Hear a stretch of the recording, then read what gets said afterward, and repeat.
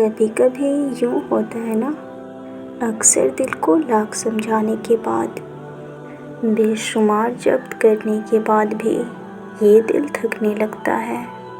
یوں محسوس ہوتا ہے کوئی بھی راستہ اب باقی نہیں رہا، جیسے سب کچھ ختم ہو گیا، اب کچھ بھی نہیں بدل سکتا۔ شاید ہم تکلیف کی آخری حد پہ ہوتے ہیں، یا تو معاوضے کی شدت سے طلب ہوتی ہے، یا پھر آخری سانس ٹوٹ جانے کا ڈر ہوتا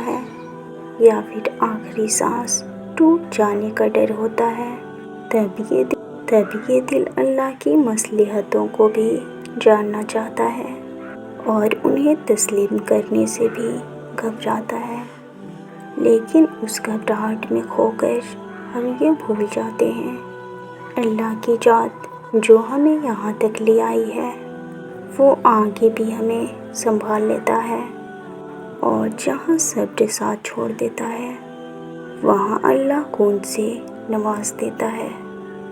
اللہ پاسٹ دیکھ کر نہیں، نیت دیکھ کر عطا کرتا ہے۔ اللہ کبھی یہ نہیں کہتا کہ تم دوبارہ سے کیوں آئے ہو میرے در پہ۔ اللہ کہتا ہے اب آ ہی گئے ہو تو میرے پاس بیٹھ جاؤ۔ وہ یہ نہیں کہتا پھر سے وہی کہانی کیوں لے کر آئے ہو۔ اللہ یہ کبھی نہیں کہتا جب تو میری نہیں سنتا تو میں تیری کیوں سنوں۔ وہ یہ بھی نہیں کہتا کہ تم اپنی غرض کے لیے میرا نام کیوں لے رہے ہو۔ بس وہ ہماری خواہشوں کو پوری کرتا ہے، پھر وقت کیا، حالات کیا، مقدر ہو یا پھر چاہت، سب کچھ بدل جاتا ہے۔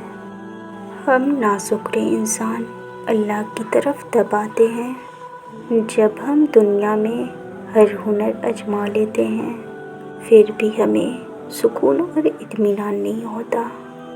اللہ کی محبت کے سوا دنیا کی ہر محبت فنا ہو جانی ہے۔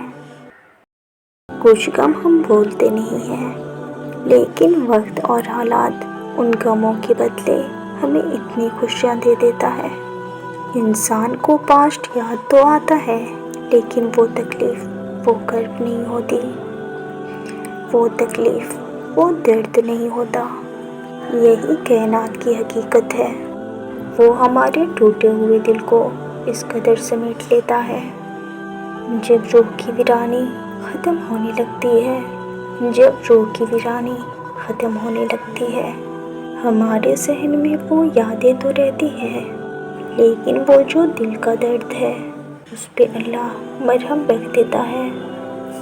زندگی میں ایک وقت ایسا بھی آتا ہے جب اللہ ہمیں اتنی طاقت دے دیتا ہے کہ ہم اس چیز کو چھوڑ سکیں جن سے ہمیں صرف تکلیف ملی ہوتی ہے، جو سوائے کرب کے کچھ بھی نہیں ہوتا۔ ہمارا رب ہمارے روح تک سے واقف ہے، ہمارا رب ہمارے روح تک سے بھی واقف ہے۔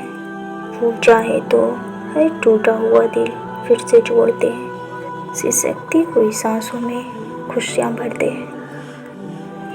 ہماری بے بسی، ہماری ویران سی زندگی ہمیں ایسے موڑ پہ لاتی ہے جب ہمیں ہمارا رب ملتا ہے